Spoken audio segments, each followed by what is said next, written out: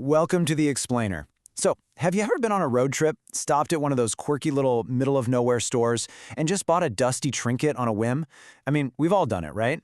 Well, today we're unraveling a truly terrifying case study known as the Tonto weave. We're going to look at exactly how one of those simple, impulsive souvenir purchases transformed a completely quiet suburban home into an absolute waking nightmare. Now, I want you to just listen to this chilling observation from a woman named Kate. She's staring at this object her husband Larry just brought home, and she says, "Larry, look at the center. It's not an open hole. It's closed, like a knot." And what's absolutely terrifying about this specific observation is that it serves as the ultimate red flag. This one tiny, seemingly harmless architectural detail in a piece of decor is actually the linchpin of our entire mystery. It's the exact moment a mundane purchase reveals itself to be a corrupted artifact. All right, let's dive right into Section 1, the innocent willow hoop. So we really need to examine the physical origins of this nightmare to see where things first went wrong. Larry totally thought he was getting a fantastic deal. He finds this piece buried in a dusty bin at a roadside shop right outside Sedona. Now, he's purposely avoiding all those polished, neon-colored souvenirs you'd find at an airport kiosk. He wants the real deal, genuine authenticity. But if you look closely at the details, they're pretty unsettling. The willow hoop itself is gnarled and really rough. The sinew web isn't just dyed some pretty pastel color, it's stained this dark, bruised purple. And dangling from the bottom is a single hawk feather that looks unnervingly like a dried blade. Larry completely ignored these subtle, honestly kind of aggressive visual red flags just because he was so blinded by his quest for rustic authenticity. Moving on to Section 2, Anatomy of an Inverted Dreamcatcher. To really grasp what hit the fan here, we're going to dissect the specific functional mechanics of this object. We need to understand exactly why it malfunctions so horrifically for Larry and Kate. First, let's establish a baseline of how these things are actually supposed to work. Larry thought he was buying a piece of protective folklore. The shopkeeper told him this was an old design tied to ossification, the Spider Woman. In indigenous lore, she's this benevolent, protective figure who created traditional dream catchers. And the entire intended mechanism of the object is to act as a filter, right? It catches all that nocturnal junk and lets only the good, peaceful dreams pass safely through to the sleeper. That is the comforting, safe myth Larry thought he was bringing into his bedroom. And this brilliantly illustrates the critical mechanical flaw of what Larry actually hung right above his headboard. See, a traditional dream catcher features an open hole in the center. Good dreams slide cleanly through that opening, while the bad ones get tangled and caught in the web. But then we have the Tonto weave.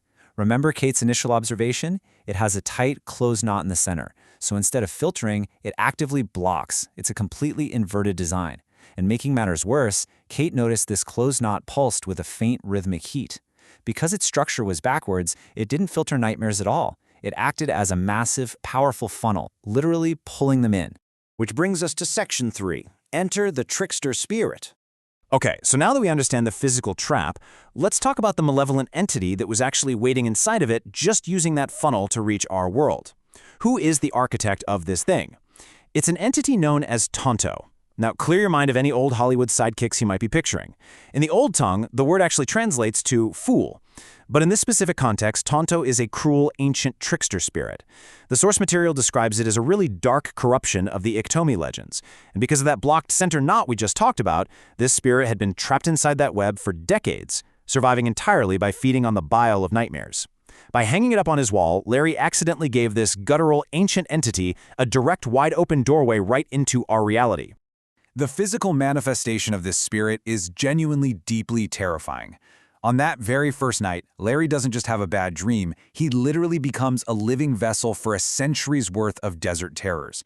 He wakes up completely screaming, digging his fingernails deep into the mattress, and he sees this thing sitting right on the edge of his dresser. The text describes it as a stunted, bow-legged shadow. It's wearing a mocking, cracked clay mask, and it brings with it this heavy, visceral stench of sage and wet earth. At this point, the entity had officially crossed over. The nightmare was no longer just confined to sleep. Let's look at how fast things spiral in Section 4, the suburban nightmare funnel. We need to track the escalation here, because this curse did not stay confined to Larry for long, and the acceleration is absolutely staggering. On night 1, like we said, Larry becomes the vessel and the entity shows up. By day 3, Kate is violently shaking and physically fleeing to their next-door neighbors Brian and Janelle because the shadows in her house are literally moving against the light. Now, let's talk about Brian. He's a retired engineer, a man built on pure, uncompromising logic. So naturally, he initially tries to brush this off as night terrors caused by the intense desert heat.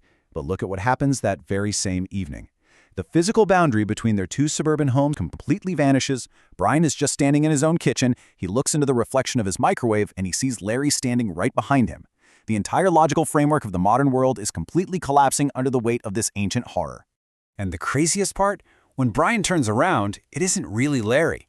It's this hollowed-out shell of his neighbor, and his eyes have been completely replaced by the intricate, suffocating weave of the dreamcatcher itself.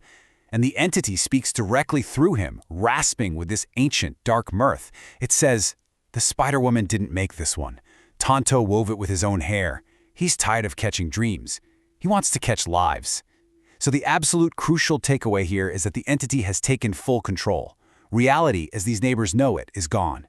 So I gotta ask you, how on earth do you stop a nightmare that has physically bled into reality? The lights in the house just die. The air turns freezing cold, all the logical explanations are completely out the window, and a retired engineer is suddenly face-to-face with a literal myth. What is the next move? That takes us to the climax in Section 5, Severing the Web. This is the final phase of our case study, a massive, shared hallucination and a totally frantic fight for survival. The power of this corrupted artifact hits its absolute peak. In the pitch-black darkness of the kitchen, all four of them, Larry, Kate, Brian, and Janelle, are pulled into a singular waking hallucination. The familiar suburban walls around them literally melt away. Suddenly they're standing in a jagged, moonlit canyon, and when they look up, the dreamcatcher has grown so massive that it spans the entire horizon. The pulsating sinew web has successfully trapped both of their houses, and that trickster spirit, smelling of wet earth, is skittering right across what used to be the ceiling. And this is exactly where Brian, the retired engineer, has to systematically solve the single most terrifying mechanical failure of his entire life. Step 1. He completely abandons his logic for pure primal survival instinct. As the entity lunges at Kate, Brian executes Step 2. He grabs the physical dreamcatcher, which has somehow reappeared on the wall, even though it's burning his hands like dry ice. Step 3. He targets the mechanical flaw we discussed at the very beginning of the explainer. He zeroes in on that blocked center knot that's forcing the darkness into their world. And finally, Step 4. He doesn't even try to untangle it. He grabs Janelle's heavy gardening shears and forcefully drives those blades straight through the heart of the weave. The result is totally instantaneous, but it is definitely not peaceful. The source tells us the sound of the cut wasn't a snap, it was a shriek. Cutting that knot causes a violent thud in the room as the atmospheric pressure finally equalizes. Instantly, the terrifying moonlit canyon hallucination just vanishes, retracting straight into the corners of the room. The physical object is completely destroyed. The willow hoop snaps in half, and that blade-like hawk feather turns to gray ash right on the floor. But this encounter left a permanent toll. Brian's blistered palms, burned by the freezing heat of the artifact, are left carrying a permanent web-like scar. It's literally a physical brand on a man of science, proving that the supernatural trap was very, very real. So, as the morning sun finally hits the window, the fog lifts from Larry's mind. He's gasping for air, shaking, and he weakly offers to take the trash out. But Kate, delivering perhaps the most intensely practical reaction to surviving an ancient curse ever recorded, stops him cold. She says, "Burn it. And Larry, if you ever buy anything from a shop without a made-in label again, I'm leaving you." Honestly, you really can't blame her, can you? It's just the absolute perfect tension breaker after a night of unvarnished terror. Which brings us to our final thought today. The Tonto weave was defeated by analyzing its structure and, well, literally cutting the cord. But it leaves us with a deeply unsettling question to close out this explainer. If a simple roadside trinket can trap a century of nightmares and completely rewrite reality, what else is hiding in the antique shops and dusty roadside bins that we blindly trust every single day? The next time you reach for a piece of authentic decor on a road trip, you might want to look a little closer at the design, especially the center. Thank you so much for joining me to unpack this fascinating, terrifying case, and as always, keep learning out there.